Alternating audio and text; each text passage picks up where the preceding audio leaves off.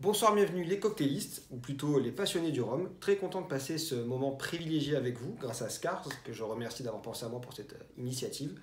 On est confiné et l'idée, c'est de vous apprendre à faire un petit cocktail super sympa pour pouvoir passer de meilleures soirées. On est entre passionnés du rhum et donc du coup, je vous montre un petit peu ma collection, qui doit être différente de la vôtre, dans le sens où pour la plupart, je pense que vous êtes des dégustateurs et des passionnés de rhum. Et moi, je vais surtout chercher aussi le profil aromatique car chaque cocktail nécessite un rhum bien différent. Donc pour ceux qui s'y connaissent, je pense pour la plupart, on va avoir du spice, on va avoir du martiniquais, donc du jus de canne fraîche, on va avoir de la mélasse, on va avoir de l'industriel. Donc comme je l'ai dit, voilà, c'est pas une question de goût, c'est une question surtout de profil aromatique pour certains cocktails. Donc on a vraiment de tout, hein. On a même des rhums arrangés faits par des copains, des cuvées un petit peu plus spéciales. Le 1919 que j'aime beaucoup, on va avoir du rhum parfumé avec l'ananas, on va avoir du jamaïcain avec son profil bien typique. Le but était de vous montrer ceci et en fait on va partir aujourd'hui sur le 1919. On va faire un cocktail que j'appelle l'Angostura. C'est un cocktail que j'ai fait en 2015 pour la compétition Angostura. Donc du coup c'est pour ça qu'il y a un petit jeu de mots, Angostura, Angostura. Juste ce côté un petit peu dyslexie. C'est un cocktail que j'aime beaucoup parce qu'on va partir sur une base de sour. Les sour, si vous connaissez, c'est le daiquiri.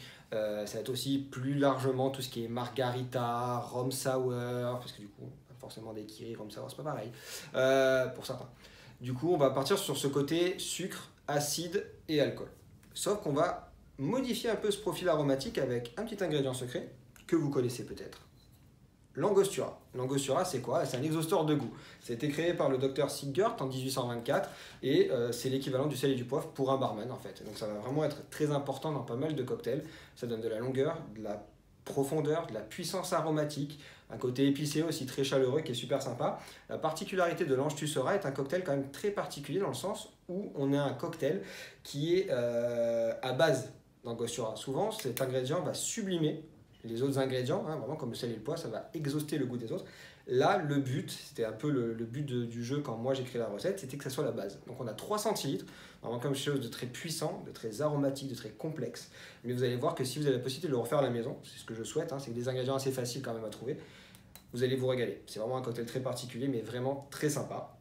On va passer côté bar et on va passer à la réalisation. Côté cocktail, on va avoir besoin de très peu d'ingrédients que vous allez trouver assez facilement.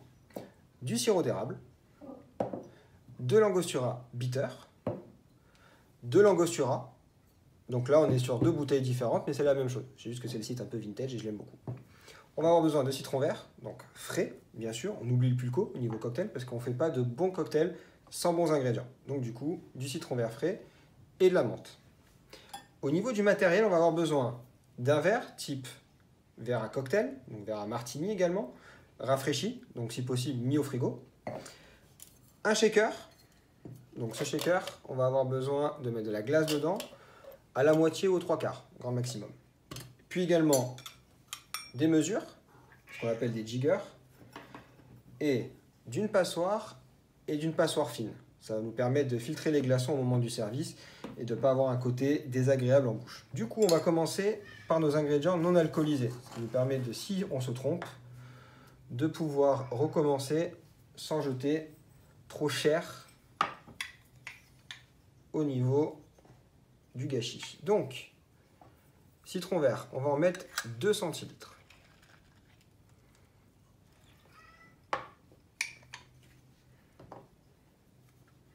Ça va nous apporter la fraîcheur, l'acidité.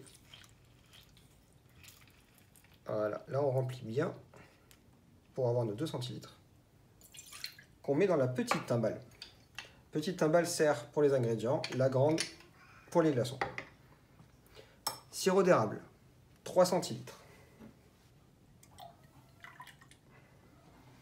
Là, ça va nous apporter un côté sucré, bien sûr, mais un côté boisé également. La menthe, on va la taper et la mettre directement.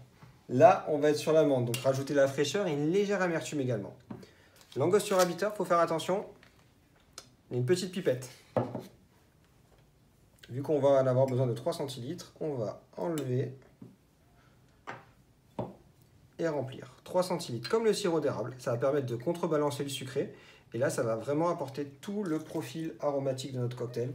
Comme je vous l'ai dit tout à l'heure, il est vraiment très atypique, très spécial, mais vraiment très sympa à boire. L'angostura, donc comme j'ai dit, l'angostura bitter, c'est notre ingrédient principal. Donc du coup, le rhum reste secondaire.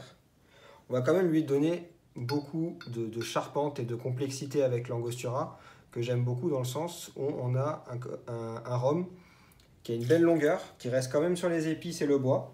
Pas trop sucré, contrairement à pas mal de rhums qui sont très à la mode, entre guillemets. Donc on va vraiment pouvoir compléter le profil du sirop d'érable. Là, on est bon. Notre rhum, notre angostura, notre sirop d'érable, notre jus de citron, notre menthe. Très important, on va vider l'eau des glaçons. Parce que le temps que vous fassiez ça, vous allez voir, c'est très fin. Bah, il n'y en a pas. Ah si, vous voyez, il y a 2 gouttes. L'avantage que j'avais, c'est que ma glace était directement au congélateur. Donc du coup, elle est sèche.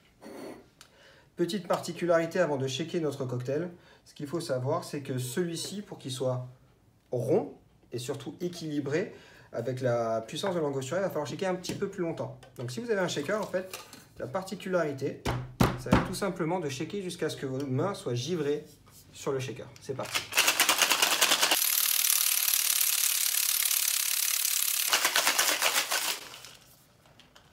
Vous voyez, là on a une petite pellicule de givre. Ça nous permet vraiment de casser un petit peu l'amertume et de rendre notre cocktail beaucoup plus équilibré. Là on a une belle couleur cuivre que j'aime beaucoup.